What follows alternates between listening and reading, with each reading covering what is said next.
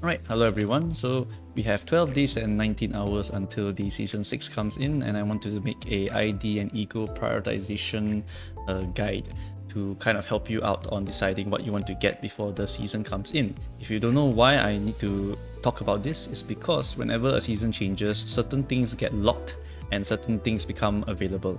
So what happens is that your egos wise, battle passes, they become available for dispensing next season.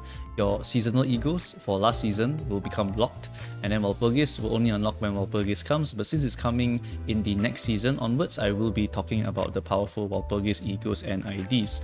Walpurgis wise, I'm sorry to say for the new players, is that your shards will get halved when the season changes. You will straight up be taken like 100 divided by 2, and then you only keep 50 for the next season. And you will only be able to dispense with those shards, the 50 shards that you still have. So yeah, that's going to be quite unfortunate for you, because a lot of the Walpurgis ones are very fun for certain team comps, although they're not that necessary as compared to just getting a proper team of 6 characters to help you do your status and whatnot. Alright, then for the IDs, current season ones become unable to be dispensed, but they are able to be pulled. Same for the egos over here under season locked. Then we also have the past season ones, they become available. Walpurgis is only available during Walpurgis and nothing else. And then we have the free IDs, but they are from the current season, which means that you are unable to actually get these IDs anymore if you did not do the event. I'll talk about them a bit more. And then we have the standard IDs that were released during this season. These standard IDs, they are not a priority for you. I just wanted to talk about them because these standard IDs were released this season and they are actually quite strong, most of them at least. Right. So for details of these characters over here, I recommend going to stuff like wiki.gg as well as Limbus Socialge, because all of these things here basically help you to see what the characters actually do and whatnot. I prefer Socialge if you want to check the character's kit, because it has a very nice uptie button here where you can see the before and after uptie 3 and uptie 4, so you can decide for yourself if you want to uptie 3 or uptie 4 the character. And then for wiki.gg, it's good to see what are the seasonal characters. So Season 5 Oblivion, you can basically look at all of the Season 5 event IDs, event exclusive, and then all of the regular Season 5 ones. And you can also see the Battle Pass EGOs over here, as well as the non-Battle Pass but Season 5 EGOs over here. Right. So that's going to be all of the little stuff here to look at. If you need to know the exact numbers and details, I'll just generally talk about each ego and what it does and why I would recommend them.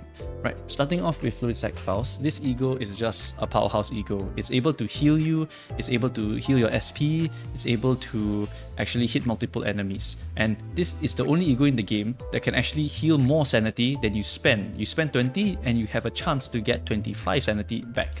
So this ego can actually go infinite potentially, right? So this ego very recommended for new players, because in speedrunning you actually use this ego early on so you can get your sanity high, so you can just roll hits more to do even more damage and win all of your clashes.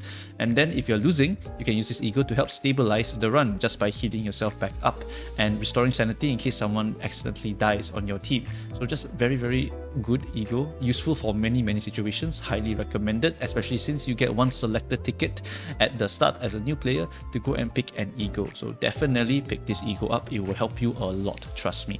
Alright, moving on to Battle Pass. Battle Pass Egos, Makalas are very powerful.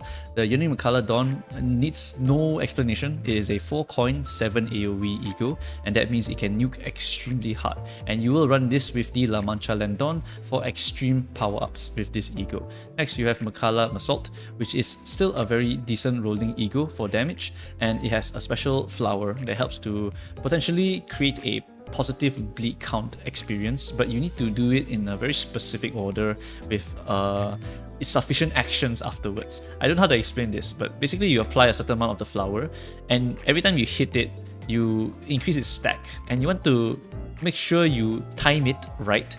Increase the stack but not too high, otherwise it will kill itself. And then when you hit like maybe 8 or 9 stacks, you hit it with every attack you got, and now you have a huge amount of positive bleeding count. So that's the one very specific setup which I have never done personally. I just use this as a raw nuking ego for most of my gameplay. Also, Massault is generally a character I don't run in my bleeding teams because I rather run other characters. So this one doesn't see too much use from me, but it's still a WoW ego and it's still a very strong damage nuke.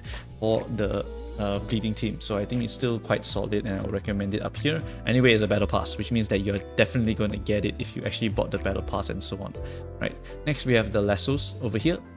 Lassos are very useful for certain situations, and it's mainly meant for the Rupture team.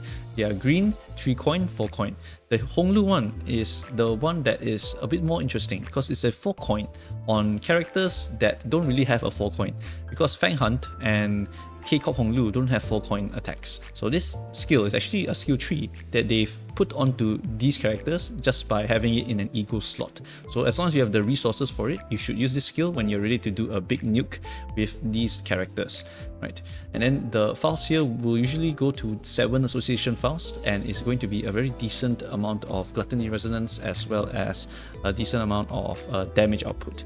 So these are all very damaging focus egos. They are meant to trigger either Talisman, which is given by Talisman Sinclair, or meant to nuke and trigger as many Rupture count procs as possible. So let's say maybe you have a 99 potency already because you're in Mirror Dungeon. You pop this lasso here, 1, 2, 3, 4 hits, and that will trigger 99 times 4, and then you also deal the damage with the actual ego itself. So it's a very powerful nuke for single target bosses. Same thing for the Faust over here. You basically have an ego that functions like a skill tree when you need it. In addition, there's a combo where if you use K-Corp Honglu, his HP is very high, which means he gets the Talisman Sinclair passive onto him, and then you use this ego to apply a bunch of potency using the talismans. So that's another very cool combo that you can do with these lassos over here. Next, we have the Hexnail. Hexnail is going to be a Rodion ego, and Rodion at this point has Indicant, this ego, and Pursuant. So she has a lot of healing egos on this character. This Hexnail heals you more when you have debuffs, and debuffs are very easy to get in this game because Unbreakable Coins was just introduced in this canto, and Unbreakable Coins basically just lets the enemy apply status onto you even if they lose, which is very annoying, and this ego takes advantage of that by increasing the healing it does, as long as the enemy hits you with either bleed or rupture or sinking or whatever the hell they're hitting you with their Unbreakable Coins. So it's a very good ego when the enemies are designed like this. So very solid ego in my opinion. Hexnail Sinclair, on the other hand, is like Curse ego. It's a debuffing ego, and I honestly don't find too much use in it except as maybe a nuking ego.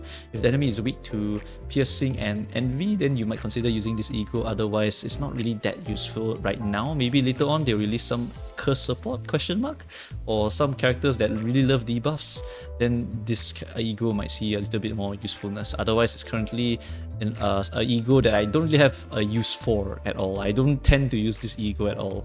Yeah. Okay. Moving on to your season lock egos. These are the ones that will disappear from dispensary next season but are still pullable. Right, so we have Toracalgia Ryoshu, which is in my opinion one of the strongest egos currently, because this gives you Nebulizer as a passive. You activate this, you get Nebulizer, I think Alpha, and it gives your allies 3 potency and 3 count, or based on the Nebulizer. I can't remember the specifics here, but it gives a bunch of potency and count to your allies, and it will be based on Pride Resonance. So it's really just something that you use in the Poise team, but you can always force it in other teams by using Pride Egos to compensate if you want to, right?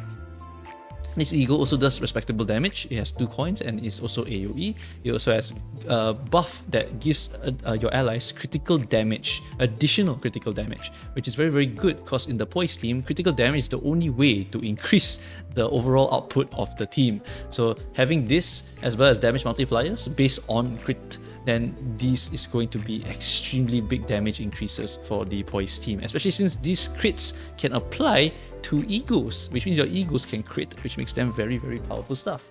So Toracalgia Ryoshu, very powerful, and I believe was used in a few speedruns for the second section, because you need to get crits for second section in order to kill off every single enemy on the field.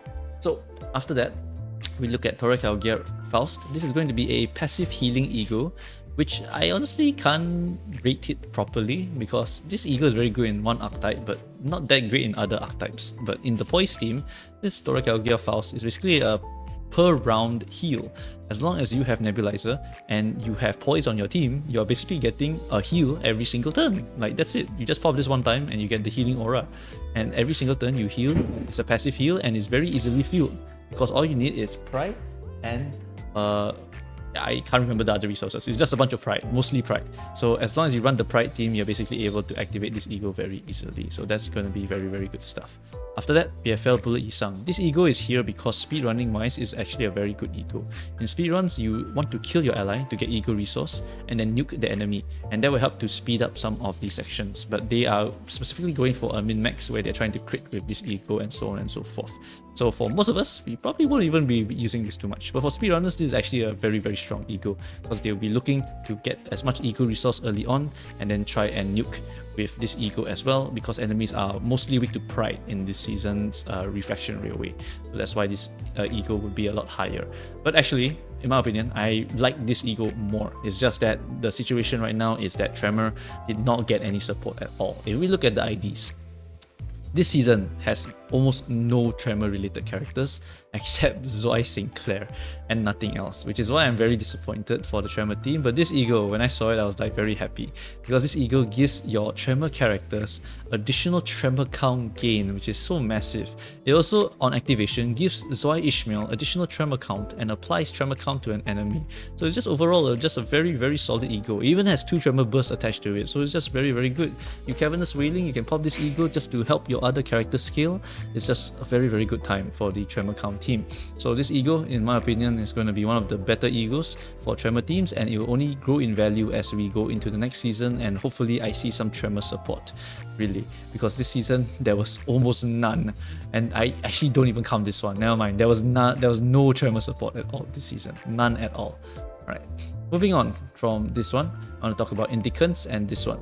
These two are basically nuking egos. They are not really meant to use for debuffs or whatever. They are actually here mostly for nuking. If the enemy is weak to sloth, then this one will do more damage, for example. Enemy weak to slashing, this one will do more damage. If enemy weak to piercing and wrath, then this one will do more damage. So sometimes egos rise in value depending on the enemies you're trying to fight, and in this case, these egos don't really bring too much to the table except their raw nuking power. Indicants is a healing ego once again, and it is also 7 wrath 4 pride, which means the wrath team is the only one that can really use this. It has 8 burn potency, it has AoE, and you need to have a lot of wrath resonance in order to do the AoE. And after that, it also has a debuff to increase, I think, the wrath damage dealt to the target that is inside of the bird cage. So it has a lot of things going for it, and the most important thing that I see in Indicants is that it is a good nuking ego that has to spread burn to targets. In fact, the burn potency applies is 8 burn potency, and you can apply it in an AoE. If you were to use this in Mirror Dungeon, you actually can spread a bunch of burn, and then Glyphs of Flames triggers, boom, everything goes into flames. Very, very good stuff for wiping out a bunch of enemies. If you use Rupture teams and you use Ebony Stem plus Trill, this is similar, right? You use Indicants into your Glimpse of Flame, boom, everything goes up in flames. So that's how it works, right? Then after that, the Gregor one is, unfortunately, it's just a debuff ego. It's very similar to Hexnail actually for Sinclair. It applies a bunch of stuff like offense level down, defense level down, and attack power down, but nothing much else besides that. But it does have 5 AoE, which means that it's really meant to just be a AoE ego and just hit the enemy with a big nuke in order to kill them really, really fast. That's all I can really see from this ego, right? After that, there's not much else to talk about for this season mod stuff. There's only the Walpurgis ones. Walpurgis ones, there are not too many that are generalist egos, except one. If you look at this, generalist egos wise, there's actually quite a few. Hexnail and this one, and Fluisac from new players. And this season, there's actually quite a few decent ones. The Zoe Ishmael actually just uses this one, and she's good to go already. But this ego here, from Walpurgis, is absolutely insane, because this ego gives 2 coin power and -1 base power to the leftmost skill of Massault's skills, which means that if you have 2 actions from Assault, you can only get it on the leftmost one. So that's the weak point of this ego, which is basically a limiter on its full power, because plus 2 coin power and -1 base power is insane. It is literally a conditionless ego. You pop this one time and the passive triggers every single turn, and the limiter is just only the leftmost skill can get that plus 2 coin power. That's literally the only thing, and it's just a limiter on its full power.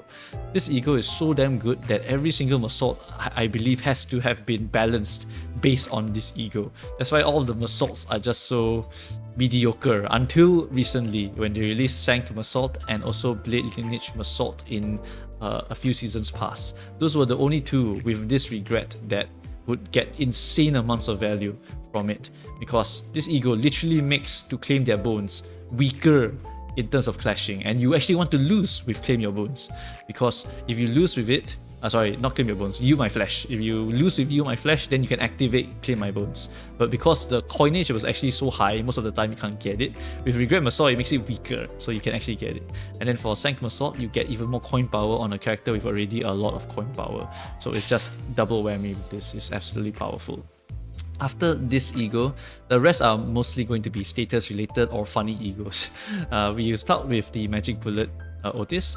If you don't have the ID, then this ego is worthless. If you have the ID but no ego, the ID is not say worthless but very, very slow. The two of them need to be together, otherwise you're cooked. What happens with this ego is that it gives the ID bullet generation, burn potency application, and dark flame application.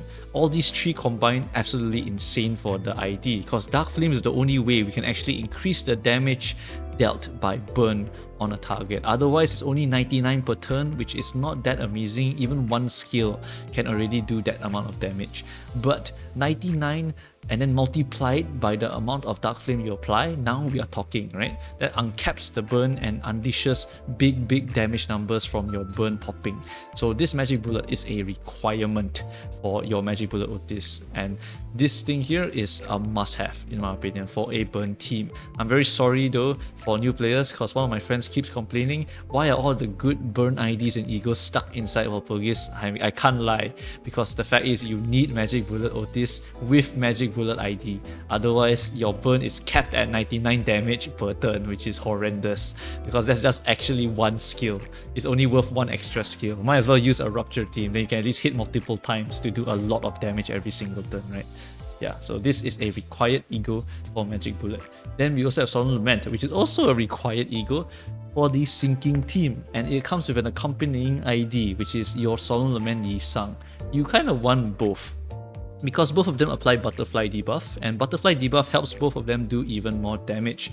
This Gregor can get some hilarious numbers because it will keep shooting until you drop below a certain SP threshold, and you can make it heal SP on shot by putting Butler Faust on your bench. If the enemy is sinking and you shoot, Butler Faust passive activates to give you SP every time you shoot. So the Butler is helping this Solemn Lament Gregor to shoot even more, allowing for maximum power from this Solemn Lament Gregor. You can get absolutely disgusting numbers. Go just watch a YouTube video and you'll be able to see how powerful this thing can actually become. Right, moving on to Sanguine Desire. I already said it before. This ego, even if you ignore everything about this ego, only one line matters. Bleed count for the enemy cannot drop at all this turn. Right, extremely powerful, because you can just use this turn to full on stack your bleed and just maintain that bleed count, and then next turn you don't even have to use this ego. You can use this ego later on when the bleed is once again in jeopardy. It's on use, by the way. Sorry, not on use. It's like combat start. It's on combat start, which is absolutely insane. It means it's not even speed reliant. All you need to do is target enemy, and then the moment you press that win rate button, boom, it's all not going to be decayed at all this turn. Absolutely massive ego, and it's why I still use it till this day. And then we have Wingbeat Ishmael. Wingbeat Ishmael is Solemn Lament Gregor, but worse, because this ego was the first one, and then when we all saw it, we thought, holy shit, massive numbers. You can actually hit so many Wingbeat coins with this thing over here and get absolutely disgusting numbers, but there was not a lot of good support for it, which is the issue. I think back then the Ring Yi Sang and Ring Otis had to be on the bench or something in order to help it restore sanity on hit, which was damn annoying. So it wasn't really a thing that people would do, and it's more of a funny ego that sees basically no use until today. But Solemn Lament Gregor, they basically take this design and then they made it so much better and added actual support for it that is actually a good ego. So this one walked so that your Solemn Lament Gregor could sprint. Yeah, it's just a world of difference between the two egos over here. Really very different. Okay, so that is going to be the egos talked about. Now we can move on to the IDs. IDs wise, we are going to be here for a long time because there's a lot to talk about. New players always get your N Sinclair. Uptie 3, you already get the full power of the character, and you can just press the win rate button. The only times it will fail you is when he goes to minus 45 sanity, or he becomes very happy at 45 sanity.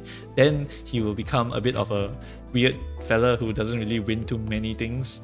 But what happens is that as long as this character is 0 to negative 45 sanity, he's basically at full power the whole time, and he will just unga bunga for massive amounts of damage. Skill 1 is the worst skill in his kit. Skill 2 and Skill 3 are the best skills in his kit. Absolutely disgusting character who is very cheap and highly recommended for every new player.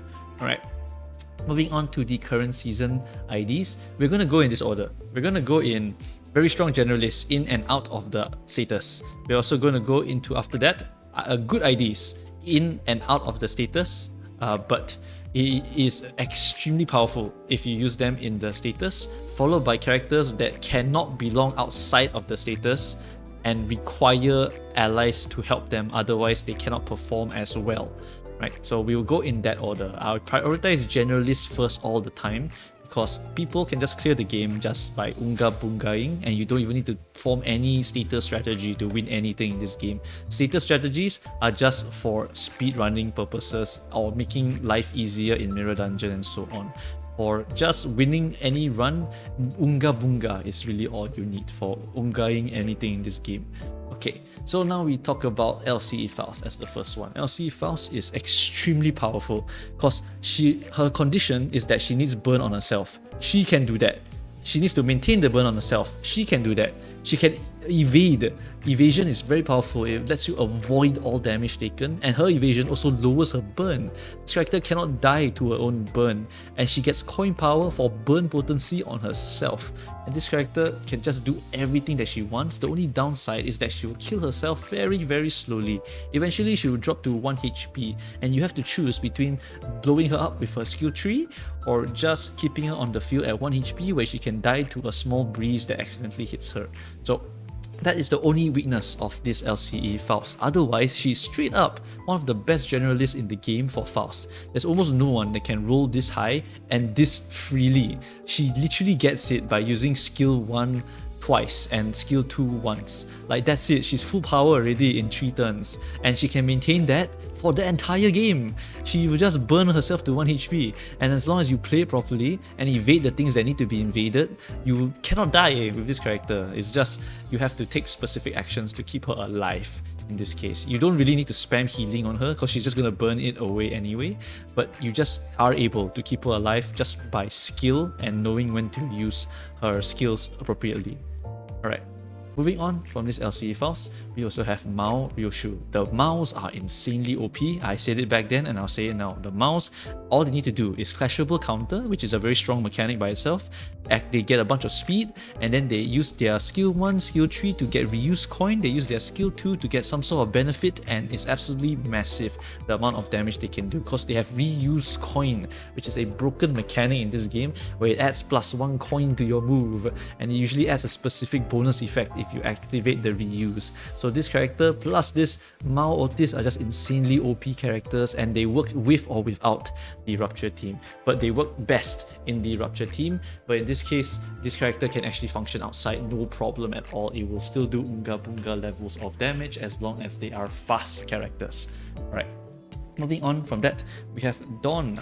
La Mancha Dawn is a very powerful character, but she does need a little bit of help. She technically doesn't need too much bleed on targets as long as she has a little bit for the coin power, because the Blood Feast wise, she can actually kill people to get the Blood Feast. On kill, she gets Blood Feast, so from there she's actually able to activate her mechanic, and then she can activate her enhanced skills. But without a little bit of support, she's not actually able to do it very often, which is why you really want to have another character in the party, which is going to be your Priest Gregor. This character alone is one of the biggest blood bags for the Blood Fiend team, besides the enemy team bleeding themselves out. Because this character doesn't drink any Blood Feast at all, which is absolutely massive, and he bleeds himself constantly, and he can take aggro, and he cannot die. So this Gregor is just insanely OP. By not die, I mean he has 1 stagger bar, he can heal himself. So those things combined just makes him an unstoppable, unkillable machine that generates blood so that his master can just keep drinking and then activate skill 1, skill 3 and whatever other shits she wants to pop. Absolutely insanely powerful character over here, right? These two together, a match made in heaven. Absolutely must have in your party if you want to run the Dawn at maximum power, right? Besides that, we also have the Fire Fist Gregor. Fire Fist Gregor is also another very powerful generalist character who can perform with or without. By the way, Priest Gregor can also perform with or without. It's just that he's not Unga Bunga. He's just a very annoying character to die, right? The enemy will just keep hitting him and he just keeps healing and he cannot die at all. That's why this character is still a very good generalist, can make a lot of space for you. Then this character here, the Fire Fist, this character is a killing character. He can actually kill people very, very easily. The counter is a clashable counter, amazing. His fuel mechanic is all self-contained. There's no other character needed to go and support this character. All he needs to do is maintain his fuel, and if you do it all properly, you can unleash the Fire Fist and absolutely destroy someone with like what, 200 something multiplier? Is absolutely disgusting how much damage the Fire Fist can do. Of course, it will be better if you can add other burn characters to support him. Like if you want to do an Unga Bunga team, use LCE files plus this one. Oh my god, done. Like that's enough to actually enable the full power of this Fire Fist Gregor.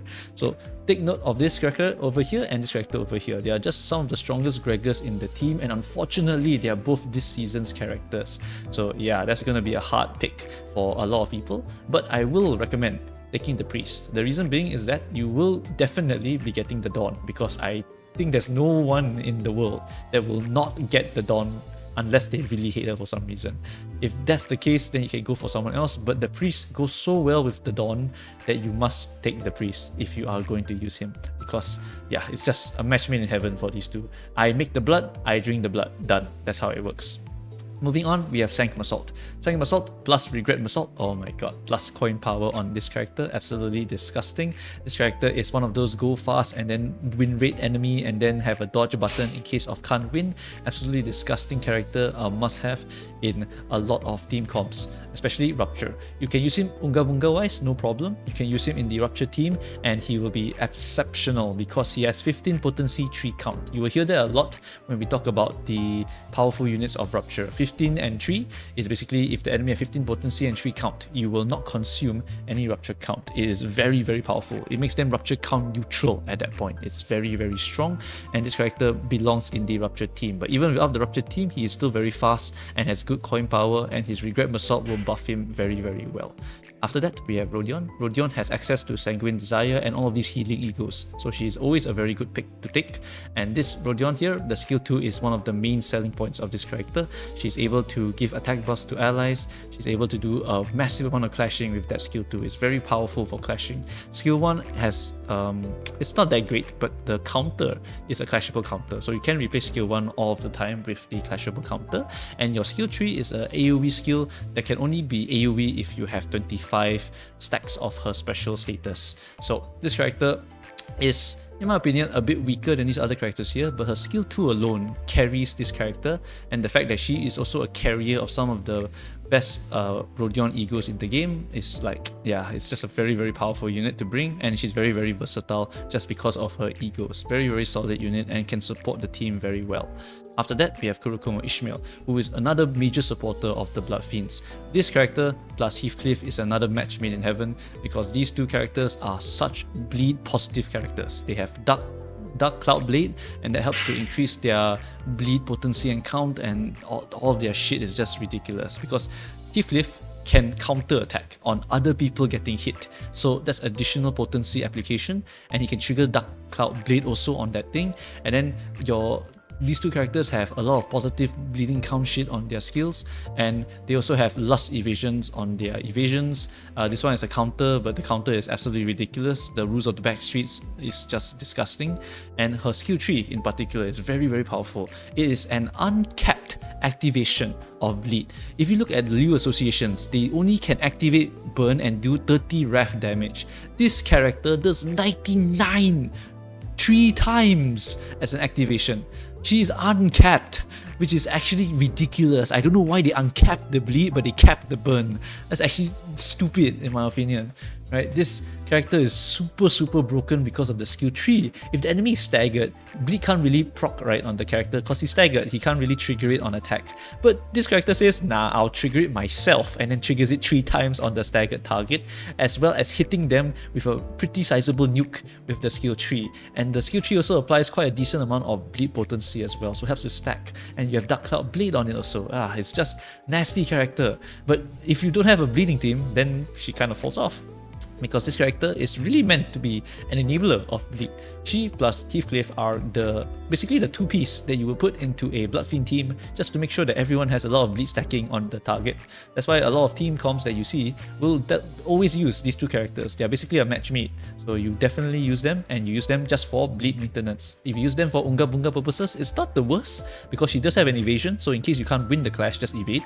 But at the same time, you're not really going to get full power out of the activation of the bleed because it's uncapped. By the way, it's uncapped, which means stacking the 99 is a legitimate strategy with this character here. It's really damn strong, right? So moving on to Otis. Otis also suffers a similar fate to Kurokumo Ishmael in that Otis is very blood hungry. She needs so much blood feast to activate her full power, and this character, if you use her alone, cannot generate enough bleed or blood feast to feed herself. So she needs other people to do it for her, which is why she really wants Gregor, is why she really wants the other Blood Fiends and the Kurokomos to help bleed enemies so that she can get to drink.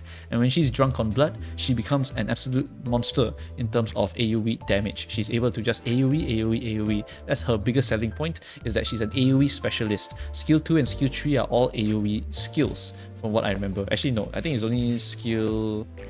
skill 2 is soul target, never mind. So the soul target into skill 3 is very, very strong for the AoE damage. And basically this character here, with the proper buffs and the proper team setup, you're actually able to just keep spamming out the skill tree. So she's really only used in stuff like Refraction Railway and Mirror Dungeon. Outside of that, depends on whether you are going for a long fight and whether you're fighting a bunch of enemies. Because if you're fighting a bunch of enemies, this character is very, very specialized for that situation.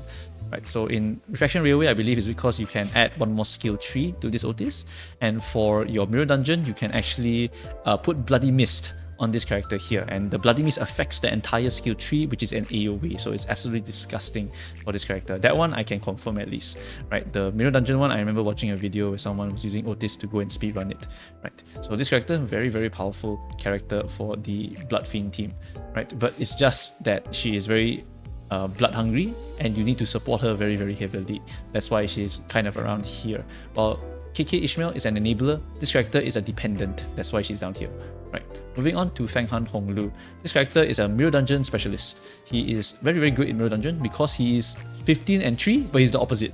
He is 15 potency, 3 count, I become negative count, which is horrendous outside of Mirror Dungeon. In Mirror Dungeon, you can at least compensate by having something like Thunder Branch or any of the other tier 4 fusion ego gifts to help compensate for any rupture count loss. But outside of it, this character is negative, which is very, very bad for rupture because there's not a very easy way to maintain rupture except by having the whole team be able to apply the rupture, which is why this character is not that important for rupture outside of Mirror Dungeon Infinite. And in Mirror Dungeon, you only use him actually because he does come with Lasso, and Lasso is a very powerful nuke. If you want, you can even use your K-Cop Honglu instead of this character. You can not dispense him and you'll be totally fine, in my opinion. Right, moving on.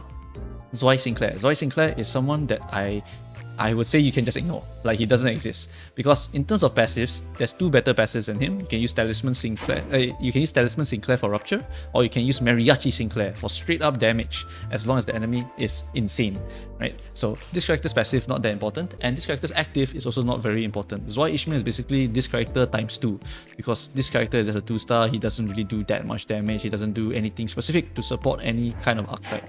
So this character is kind of shit. So I would not recommend dispensing this character overall. The rest of these characters though, totally fine to go and pick and choose because ultimately all of them are still very solid clashers with the exception of the 2 stars over here. So everything from this season, feel free to take your pick. I ordered it from left to right, so you just prioritize from here unless one of them is your waifu like Rodion. Rodion is a lot of people's waifu, so I know that even though if I tell you, hey, you should probably go for something else, nah, I want the waifu over here, then just go and grab the waifu. Just grab her, man. It's like, it's a PvE game, you can clear with literally base IDs even, so just do whatever the hell you want. Alright, moving on to the past season. Past season IDs will become available next season. Yeah, in the Honglu season, the Heathcliff season will become unlocked for everyone to go and dispense. So starting from the left, Walhan Heathcliff.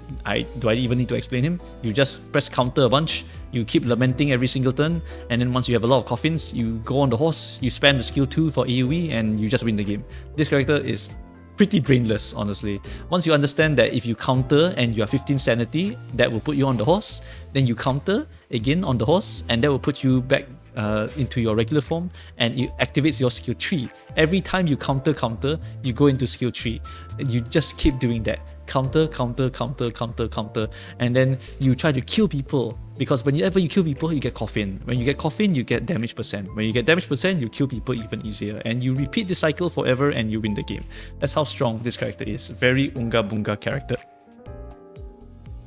The downside for this character is that he needs a little bit of sinking on the target. If there's not a little bit of sinking, he loses a bit of coin power on quite a few of his skills. So he does really want to have a sinking team around him to enable his full power. In addition, he also applies the ruinous something. I can't remember the name of the debuff in particular, but it's on the skill 2. And he can hit it in an AoE, so he can apply a bunch of debuffs on enemies, and it will help with the sinking archetype. So that's why this character really does want to have a sinking team in his party, but he also doesn't need it. I have lamented with this character outside of his specified team, and he's still totally fine. He's a very good generalist character if you want to use him like that. Alright, moving on to your multi-crack Faust. This character is not as strong as a generalist than some of these other characters, but she is very, very important for the charge team in the future. So I'm kind of rating her based on her potential compared to some of these other characters. The reason being is that this character, on kill, gives charge count to other characters. In addition, the charge count team is basically going to become something like this R-Corp Honglu, which I talked about in a previous video. They are going to be very focused on stacking charge as high as possible so that their skill 2s and skill 3s become insanely powerful. That's what I believe they are trying to go for in the future, to try and elevate the charge count team. Because the charge count team, currently the multipliers on the team are not exactly super high. The W Corps, they basically cap out about maybe 30% or 60% multiplier. And then this Honglu comes around and he has 80% multiplier on Mind Whip and 200 something percent multiplier on skill 3. It's ridiculous how much the multiplier has increased. So the R-Corp is absolutely going to get a major glow up in the next season, which is why I think this multi-crack Faust is going to be very, very valuable for the future of the charge team. And if you don't want to value her that highly right now, then we can drop her a little bit and we just put the Otis up here. The reason the Otis is up here is because the Otis is basically one of the best generalists in the game. She has very good clashing, very good coin power, and she also has a way to just buff her damage output as well. Right, it's just a lot of good stuff, and she has Echoes of the Mana, so if you put her in the proper team, she's able to also help out by applying a very important debuff, which makes that sinking application will have a chance to +1 the sinking count. So it's extremely good as a debuff for enemies, for the sinking team. Right, so very, very good character, more generalist than this character, but the potential of this character is just going to rise as we keep getting characters like this R-Corp Honglu. I'm looking forward to the return of the charge team.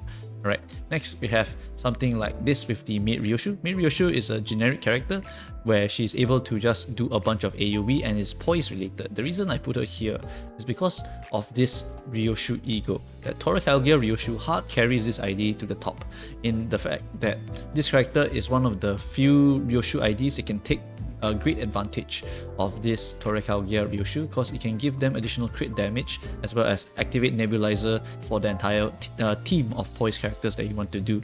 The ego is once again doing a lot of heavy lifting for this character over here.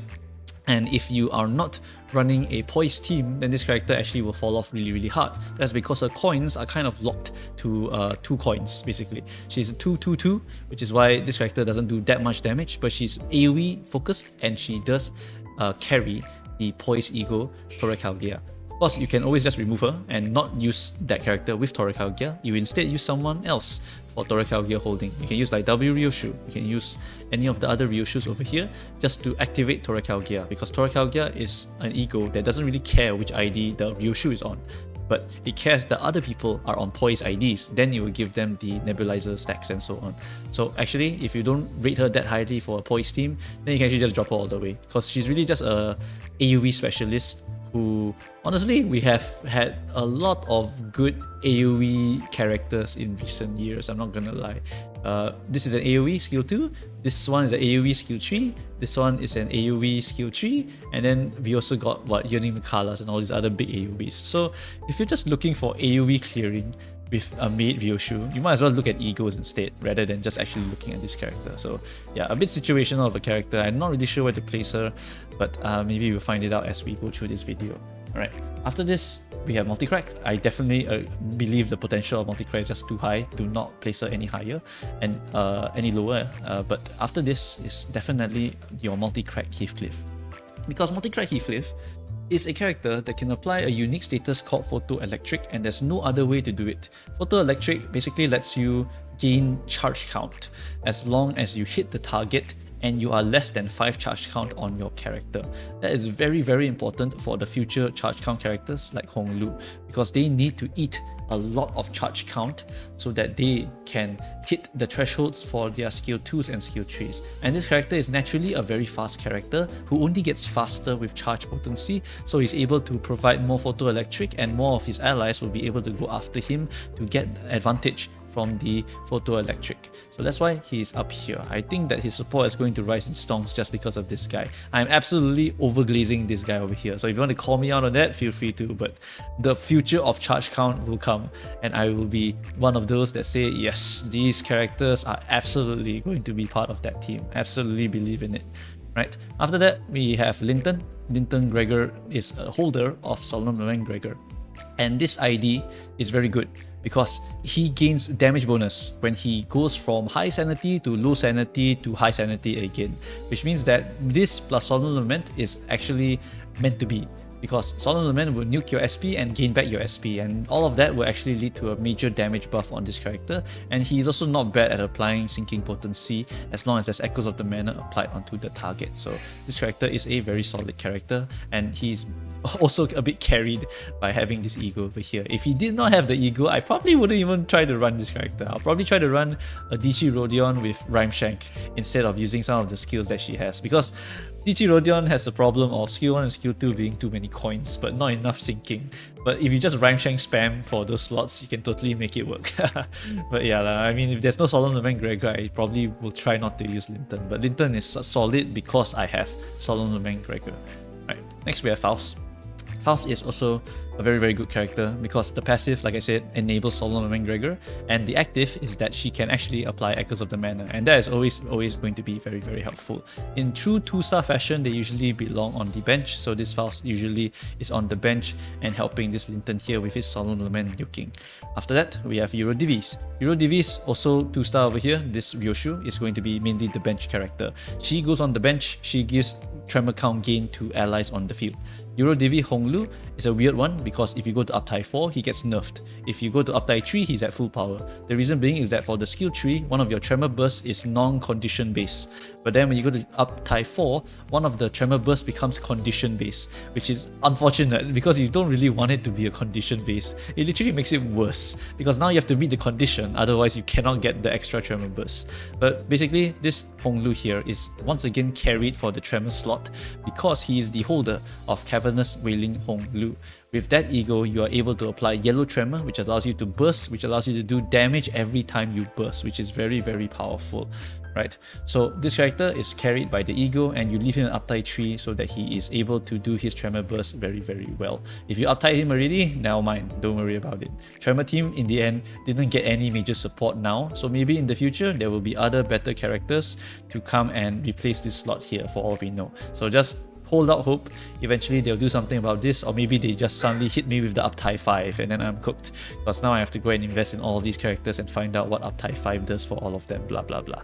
Alright, so Tremor, generally I feel like they kind of forgot about it this entire season. There was no Tremor support, which is why I'm quite sad, because I do want to try doing some Tremor shenanigans. Alright, after that, Maid Ishmael, forget about her. She doesn't really do anything significant for any of the archetypes, and by herself she doesn't do anything. For support passive wise, you might as well put something that increases damage output rather than use this passive over here. Okay, moving on to your Walpurgis. Walpurgis, we have full stops. Full stops are insanely OP. Basically, the whole archetype is now designed around these characters. These two together are worth 4 IDs. They separately are only worth 0.5 ID because these two feed each other extremely well. Literally, Heathcliff, if he retreats, gives Honglu +1 coin. If Heathcliff is on the field, Honglu gets +1 coin, but the coin is from Heathcliff, which is so cool. It's literally synergy. It's literal synergy. If you have both of them, they become insanely strong and they feed each other poise, which is the coolest part. They are basically in a closed loop system. As long as you have them on the field together, they feed each other directly in terms of poise. And you don't really need to support them in any way except increase their damage. So all you need to do is have a Ryoshu Ego, Doracalgia, and then after that you have other characters who are poise related. You don't even need them, by the way. You don't even need to have other poise related characters. Just these two alone is enough for the entire poise genre to just rely on these characters here, because they are self-sufficient. It's just you need the 2 full stops and you're good to go. Just add more multipliers if you want them to go even higher. That's it. You can even put like Blade Lineage Dawn just to feed them even more poise, and then you can crit even harder. Like, these two are absolutely insane characters, and they're super generalists, because as long as they have each other, they need no one else. That's just how good they are. Alright, so these two is another case of the magic bullet. No magic bullet and this, GG. At least I have my friend here. Oh my god, OP. They are absolutely OP. So full stops, ridiculously OP units, very generic and also very good for the poise team, right? Moving on to your Yisang over here. This Yisang applies butterflies, which your Solemn Lament Gregor likes, and this character also has very good clashing compared to Spice Bush. The unfortunate part is that if the boss has Sanity, then the Sinking team cannot actually burst the boss without having Sinking Deluge. That's the whole point of Sinking Deluge, is so that if you go past minus 45 SP, the rest of the Sinking will hit the enemy directly as gloom damage, which is why this character is needed to replace this sometimes if you want to nuke a boss for a particular stage, right? If you just want to Unga Bunga, then this character is perfectly fine for Unga Bunga, because his clashing power in general is way better than this character. And if you put him in the Gloom team, he will reload his guns very easily, so there's no need to ammo manage him at all. You straight up can just use skill 3 and then use your skill 2 to reload, because your skill 2 reloads you if you can get resonance, and resonance is basically gloom. So this character, very strong Unga Bunga character, but Spice Push is a requirement to swap in if you want to be able to Sinking Deluge someone, which I think is quite unfortunate. Really quite sad, because these two are man, I want the Unga Bunga, but at the same time I want Sinking Deluge on my Unga Bunga at the same time, but I can't, which is very sad. Right. Next we have Magic Bullet Otis. This character is nothing without this one, and this one is nothing without this one. You get the bullet, you apply the bullet, you apply Dark Flame. Dark Flame increases damage by increasing the amount of times 99 damage can trigger. So yeah, must have for Burn team. I'm sorry to my friend, you have to go and save 800 shards. 800 shards in the next season to get this and this. Otherwise it's a case of I only have 0.5 of an ID because I didn't get the other 0.5 ID to make them a 4 times ID, right? So yeah, good luck with the Magic Bullet, because you will need both of them to make them really strong. Alright, Philip Clare. Philip Clare is pretty good if you want to do AoE shenanigans, because this character skill 2 is AoE and he can spread burn very easily with his Burning Blade and his huge amounts of burning potency and count in his kit. So this character, you want to make him very happy, so you need to have support passives to give him SP. But Liu Yisang was released and that character also feeds SP into this Philip Clare over here. I think I actually forgot to put Liu Yisang over here because I totally forgot he was from this season. But Liu Yisang is basically this guy's big support. Last time we would use the base Yisang to feed sanity into him, and then now we use the Liu Yisang because Liu Yisang, whenever he kills someone or whenever he uses skill 3 or his passive, he will feed sanity into Philip Clare, because Philip Clare is usually the lowest sanity in the entire burn team. So these two are basically a match meet, and this character here wants to burn, and you actually need to manage this character. You actually don't want to use the Stigmatize too early. You want to try to let him be Philip for as long as possible, because that's when he's at his full power, and once he loses his entire sanity, he will naturally go back to Philip. Then you want to pop the Stigmatize for one final big hit. By then his job would have been done and the fight should be over already. That's why Philip Clare is designed like this. You have to actually control him. It's a bit like Reindeer Ishmael. You don't want to mind whip too early, otherwise you kill one of your friends, right? So same thing here, you don't end it too early, otherwise you become a weakling again. Okay, moving on into your Regret Faust. Regret Faust is a holder of, over here, your Everlasting Faust. Everlasting Faust is very important because it applies White Tremor. White Tremor lets you Tremor Burst another time. 50% chance, I believe. So that means you can White Tremor, Yellow Tremor, boom, boom, boom, boom, boom, boom, boom for many Tremor Bursts. So very, very powerful egos to combo for the Tremor team. And this character itself is also a very good AoE dispenser.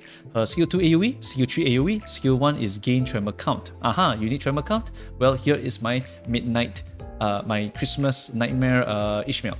And that will help her to get additional tremor count, and then we add in this Ryoshu onto the bench for this additional tremor count, and now we will be able to do skill 1 into skill 2 or skill 3, and then we should be able to stabilize from then on, especially when we also want to pop Everlasting, which I believe also gives you some tremor count. So very good character, and definitely a must-have for Tremor. I hope Tremor gets more support because Tremor team is really looking quite spicy, and I can't wait to see the finale for the Tremor team later on.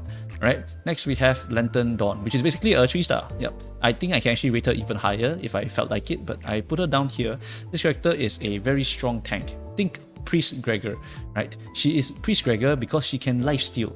She can heal herself, and she's able to be rupture count positive, which is absolutely massive, right? This character is very good, and I always use her, and I basically never do a rupture run without her because I love Dawn, I love the nom, and I love that she can heal herself and generate aggro. It's just a lot of good things for this one character over here. Really damn strong character, and she's only a 2-star, but she's basically a 3-star in my eyes. Like, she's just that strong, right? Moving on, we now have the side grade to W Ryoshu. This character is going to be Red Eyes Ryoshu. She is a sort of healer character, and she's also a charge count related character. Skill 1 and Skill 2, she needs to keep hitting with those, and then when she's ready, she can use Skill 3 to activate the Serious Skullbuster. And when she Skullbusts with the Serious Skullbuster, it will absolutely destroy enemies, doing a massive amount of damage if they are weak to her blunt damage and her orange element, right? So that is going to be a very powerful character, but she's a bit similar to W Ryoshu. They are both charge count related characters. In fact, if you give charge barrier and all of those other egos that give charge count to other allies, she actually will get it as charge count, and she will feed it into a spider eye and so on. So this character is actually a charge count character, which is why I consider her a side grade to this character over here.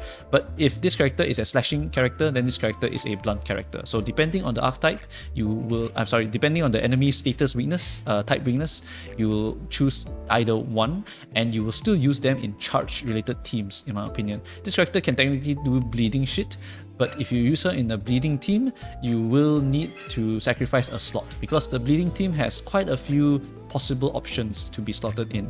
So this character, I did slot her in for one of my Reflection Railway runs just because she's also a great ego holder with Contempt Awe. Contempt Awe is a very good ego that lets you regenerate ego resources. It's very good, right?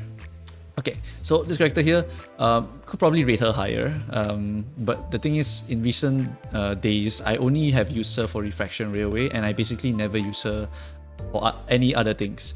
If I wanted to use a more generic character just to use, I would use W Ryoshu, because W Ryoshu charges herself faster compared to this character here, if you're just using them as generalists and not using them inside of a charge related team. So that's why this character I would put a little bit lower on the priority list, but if you really want her because she is the Red Mist, then feel free to go and get her over all of these other options here.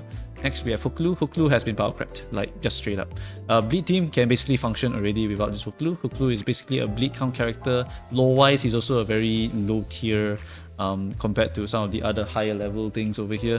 Like Blood Fiends wipe the floor with the Hook clan every single day, right? So yeah, this guy unfortunately super power crept by all these other characters here, and he's a 2-star, so you can just straight up ignore him every time you see him. Like, don't worry about this guy, he will not really do anything too major for your team, except maybe apply bleed count, but at that point just use the Kurokumo and the free Heathcliff that you got, right?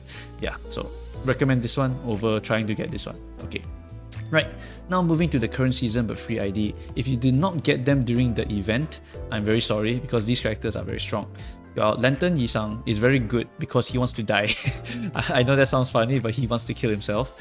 When he dies, he gives ego resources, and whenever he gets hit, he actually gives rupture and rupture count to his enemies, which is very good. It means that you purposely want him to get hit, and then when he dies, he gives you resources, and he actually nukes a bunch of rupture and rupture count onto the enemies after he dies. So this character is really good. In fact, some people even recommend keeping him at uptype 1, so you can spam skill 1 and skill 2, because those are the skills that help him die faster, and skill 2 is very good at applying rupture count. So this character is very versatile. I actually uptype mine because I actually want to use him by just spamming the guard skill to activate the lure, and the guard skill is a green skill if you uptie him to 4. If you don't have uptie 4, then he does not get a green guard skill, which is harder for you to trigger your talismans, but in that case it doesn't really matter too much. Some people just use him as a sacrificial lamb, just throw him in, uptie one level 1 with no HP, then die as fast as possible, give me ego resource, put in another better character, boom, go and win the game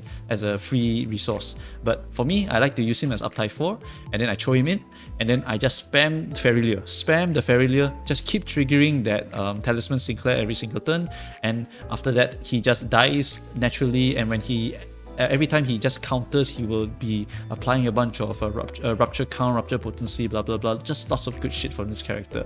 Very, very well designed character in my opinion. I really find him quite interesting, and I do use him sometimes in my rupture teams. Just really, really good stuff. Next, we have Mao Otis. I probably should put this like this, yeah, because these two characters, absolutely disgusting characters. Go fast, do reuse coins, do death right shenanigans, broken character. Don't need to explain anymore. Heathcliff, counter attack character. Your allies get hit, you counter attack with the skill 1. Your Rules of the Backstreet counter attack skill is extremely powerful, and you can get a lot of bleed application with the Dark Cloud Blade on all of his skills. And the fact that your skill 1 can trigger for free is absolutely a great boon for this character, right? So really, really good character to pair with your Kurokumo Ishmael. Definitely match made as well.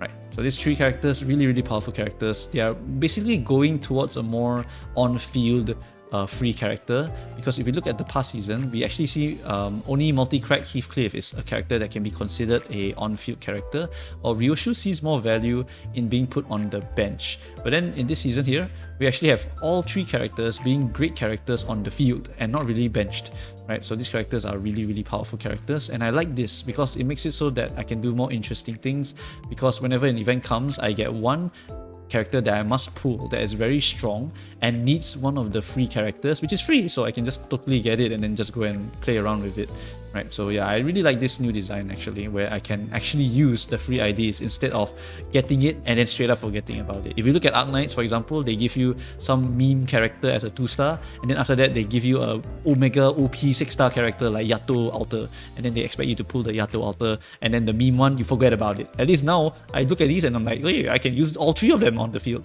And then at least the last time, the 2-stars, I can put them on the bench at least, and this guy I can still use him on the field because Photoelectric is a unique status. So yeah, I really like the current way, and I also like a little bit of the past of them doing something like this. I still remember Mular Sinclair. Holy shit, man. When I looked at this character, I was like, wow, this character can kill himself with his skill tree and get no value from it. At least this guy, when he dies, he gives me something. But this one, he just kills himself straight up if you don't do it properly. And it takes 10,000 years to activate. So I totally forgot about this character. So at least they are going away from the Arknight style, which I think is quite nice, where these characters actually are quite usable and actually sometimes even meta with this character here. Holy shit. Yeah, right. So now we are at the standard IDs. If you are not interested in this part here, you are basically done with the video, because I already talked about all of the FOMO stuff over here. You just prioritize whatever you want. I already said why they're strong, which are the strongest, and if you want to go for your waifu, feel free to go ahead for them. Right now we're going to talk about standard characters, which is not really related to the FOMO stuff anymore, so you can basically just leave now. But I'll talk about some of the stronger standard IDs over here, which are always available to you. So even if you don't get the super OP ID that I talked about over here, remember that there are still super OP IDs in the standard pool for you to go and get later on, alright? So let's start off with Sank Dawn. Sank Dawn is basically something like a Mao and a Sank Assault, right? This character, go fast, get coin power, kill people. If the enemy has burn, I deal more crit damage. It's quite an interesting archetype, and this character here is way better than the other Sank Dawn. I believe there's even a joke in the lore where she's saying that Where some interviewers said that, do you remember that one lady that came in and threw her glove everywhere and tried to show that she's very, very strong? Because that's exactly what the old Sang Dawn did, where she came in and just kept throwing her skill tree gloves. I soloed the final boss with this character, by the way. So yeah, I kept seeing her throw 1 billion gloves at the final boss, which is very, very funny. But yeah, this character is just this character, but cooler. She has glasses even, so she's just cooler. And she scales a bit better with the burn team, but she's totally functional outside of the burn team, and she can unga bunga just by pressing win rate. You just press the win rate, right? And she will just play the game properly. She will just clash the appropriate things, she will win most of her clashes, and she just gets faster every time she wins a clash. There's almost nothing you need to do to pilot this character. She's just that unga bunga. Then we have Deviat Rodion. Deviat Rodion is similar in that she also doesn't require too much brain power to use. The only thing you need to watch out for is skill tree and the guard skill. The reason being is that if you get to 15 of her what's her suitcase name? I can't remember, but if you get 15 suitcases, your guard skill transforms into a retreat button, which means that when you guard, you are basically leaving the field and someone else will come in. And this character is basically very time limited. She can only be on the field until she hits about 30 stacks of her suitcase, but if she goes beyond that, she starts losing HP and sanity. So she can stay a little bit longer, but not too long, otherwise she will straight up die, which is why she's meant to retreat. When she retreats, she half her suitcase, then she comes back later on and she can unga bunga again. This character is another core character for Rupture teams. If you use this character with the Rupture team, she is one of the targets for Talisman Sinclair, and her skill tree just nice applies +3 Rupture count, which means that when you hit with this skill tree from Rodion and you have Talisman, you basically are not going to consume a lot of Rupture count because she has 15 and 3. If you don't have 15 and 3, she will apply 3 Rupture count afterwards, and she will apply the potency from Talisman Sinclair onto the target with a 3 coin and sometimes even a 4 coin. So it's absolutely massive what this character can actually do with the Talisman Sinclair. So this character is very, very powerful character for Rupture and a very good generalist outside, because most fights end by the time she needs to run, and if the fight takes longer than the time she takes to run, you can just run and then after that just go and lose one character and she'll come back. Or you can just swap in another strong character and just let that character take her place, which is also totally fine, because by that time the fight should already be almost over, or you just need a little bit more of a push to just try and finish off the fight. Right, so this character, very, very powerful unga bunga character.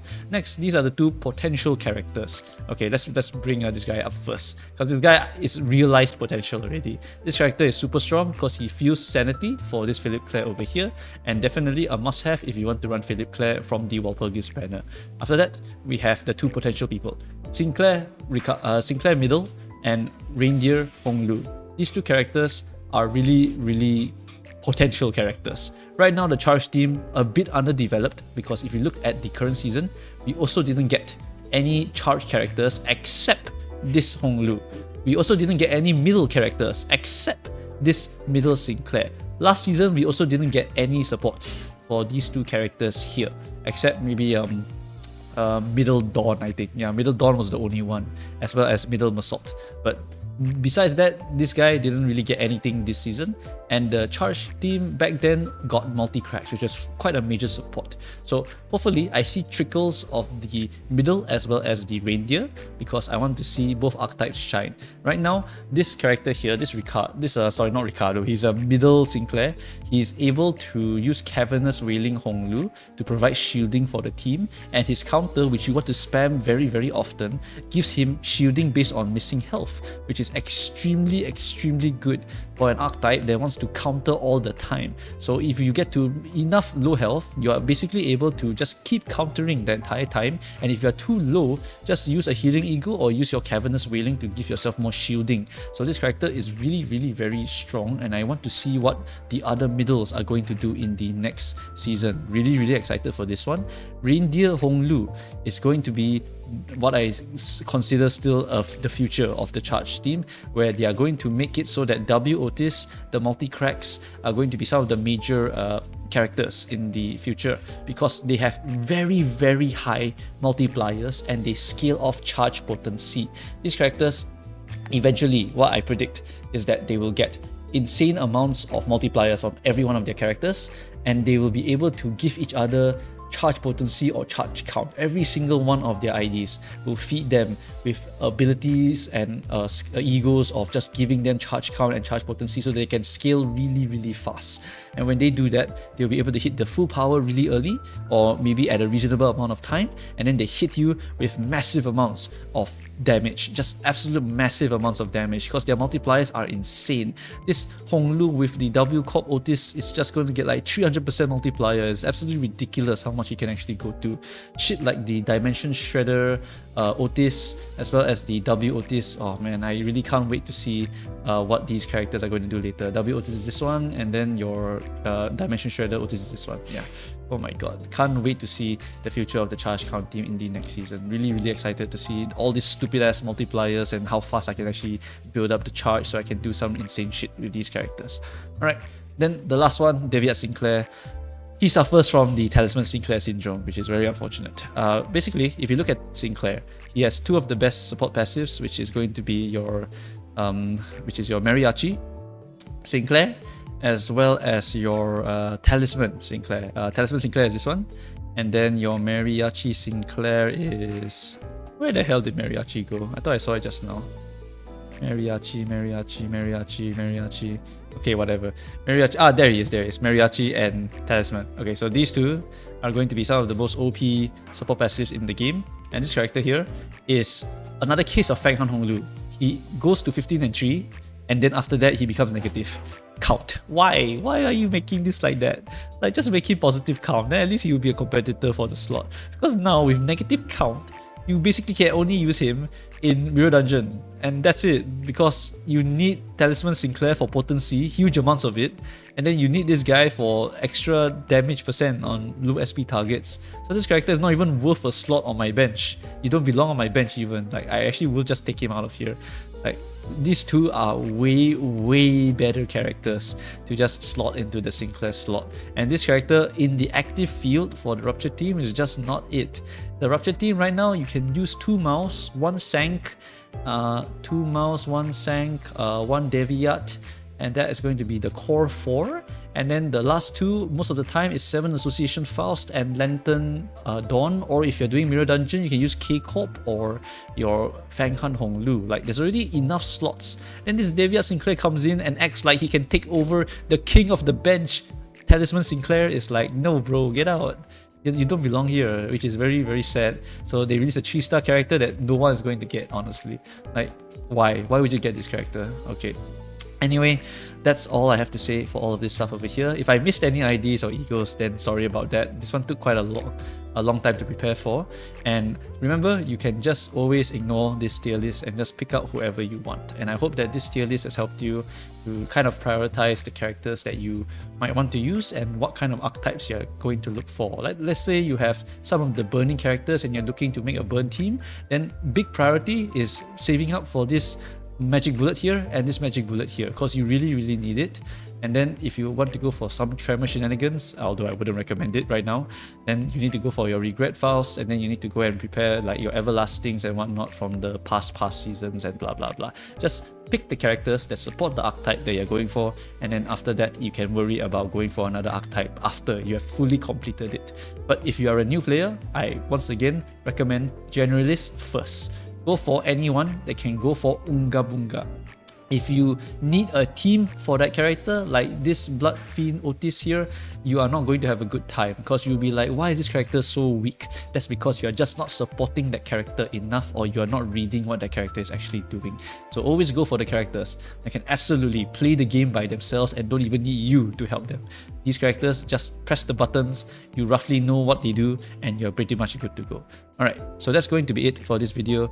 Thanks guys for watching, and I will be making an upcoming video for the season changes so that you understand how the shard changes and how the banner changes and blah blah blah.